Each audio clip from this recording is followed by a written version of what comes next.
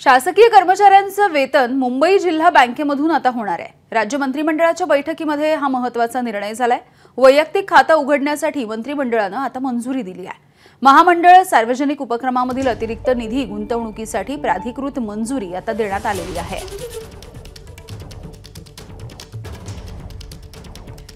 राजू सोनवणे आपल्याला माहिती देत आहेत। राजू, आता शासकीय कर्मचाऱ्यांचं वेतन हे मुंबई जिल्हा बँकेमधून होणार आहे।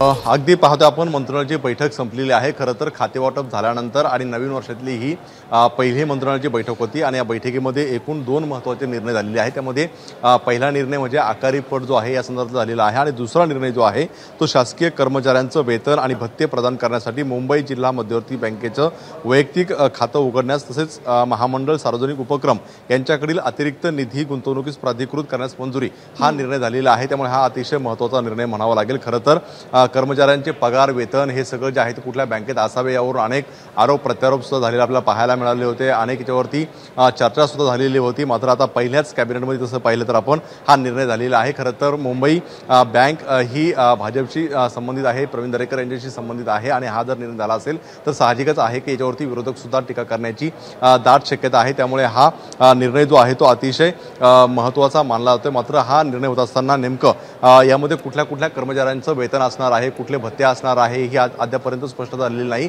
त्यामुळे पूर्णपणे स्पष्ट झाल्यानंतर समजेल की नेमकं या बँकेत आणखी कुठले कुठले व्यवहार होणार आहेत। आपण पाहिलेलं आहे की याच्या आधी सुद्धा काही आपल्याला वादग्रस्त जे आहे ते निर्णय होताना पाहायला मिळाले होते। विरोधकांनी सुद्धा टीका केलेली होती। त्यामुळे आता हा जो निर्णय झालेला आहे आता यावरती विरोधकांची नेमकी काय भूमिका आहे हे पाहणं सुद्धा अतिशय महत्त्वाचं आहे। आणि दुसरं म्हणजे की मंत्रिमंडळाची बैठक नेमकी कधी होणार आहे हाही मुद्दा होता, तो सुद्धा आता आपण पाहायला मिळतोय की दर मंगळवारी जे आहे ते देवेंद्र फडणवीस मुख्यमंत्री यांच्या सरकारची जी आहे ती दर मंगळवारी बैठक होणार आहे। त्यामुळे मंगळवारची आपल्याला कॅबिनेट पाहायला मिळेल। आता यासोबतच ह्या दोन निर्णयांचं काय पडसाद उमटतात। राजू, अगदी काही क्षणांसाठी तुम्हाला थांबवते, तुम्ही असे जोडलेले राहा। भाजपचे आमदार प्रवीण दरेकर आपल्या सोबत आहेत।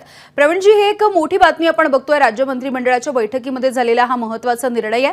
शासकीय कर्मचाऱ्यांचं वेतन आता मुंबई जिल्हा बँकेमधून होणार आहे। मला वाटतं शासनाच्या यादीवर मुंबई जिल्हा बँकेला घेऊन व्यवहार करण्याची मुभा दिल्याबद्दल मी शासनाचं आभार व्यक्त करतो।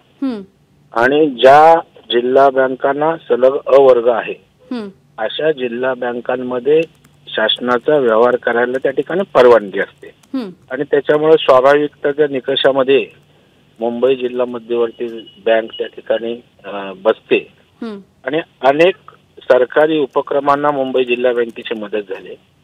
अनेक शासनाच्या योजनांना मुंबई बँकेची मदत झाली। लाडक्या बहिणींची 70,000 अकाउंट झिरो बॅलन्स काढण्याचं काम या राज्यात फक्त एकाच जिल्हा मध्यवर्ती बँकेने केलंय, ते मुंबई जिल्हा बँकेने की एकही रुपया न घेता लाडक्या बहिणींची अकाउंट काढली। गिरणी कामगारांना कुठलंही त्या ठिकाणी मॉर्गेज न घेता, जामीन न घेता त्या ठिकाणी 6,000 गिरणी कामगारांना मदत केली, माथाडी कामगारांना केली, शिक्षक, पोलीस आणि अशा पद्धतीनं या सर्व क्षेत्राला मदत होतच होती। परंतु शासनाच्या यादीवर नसल्या कारणाने काही अडचणी व्यवहारात येत होत्या, गती मिळत नव्हती।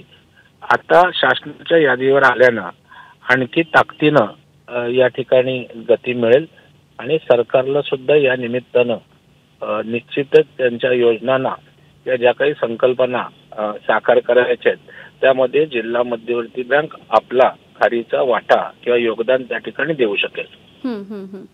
प्रवीणजी, खरं तर मागच्या काळामध्ये म्हणजे ज्यावेळेला मवियाचं सरकार होतं त्यावेळेला मुंबई बँकेवरती वेगवेगळे आरोप झालेले होते, त्यानंतर चौकशी लागलेली होती आणि त्यानंतर जेव्हा आजच्या राज्य मंत्रिमंडळाच्या बैठकीमध्ये हा निर्णय होतोय त्याकडे नेमकं कसं बघताय? राजकीय होतं त्या संदर्भामध्ये कोर्टानं स्पष्टपणे केस निकाली काढले। जी गोष्टच नव्हती ती राजकीय उद्देशानं मला त्या ठिकाणी टार्गेट करून या गोष्टी केल्या होत्या आणि आम्ही निकषात बसत असताना सुद्धा शासनाकडे त्यावेळेला आम्हाला डावललं होतं। बरं, आम्ही त्या ठिकाणी निकष पूर्ण न करता काही वेगळं केलं असं नाही आणि त्या सगळ्या गोष्टींचा त्या ठिकाणी निकाल लागलेला आहे। ठीक आहे, परंतु व्यक्तिगत द्वेष, राजकीय द्वेष यातनं त्या साऱ्या गोष्टी होत्या। अगदी अगदी प्रवीणजी, तुमचा मुद्दा लक्षात आला। धन्यवाद, तुम्ही प्रतिक्रिया दिलीत यासाठी।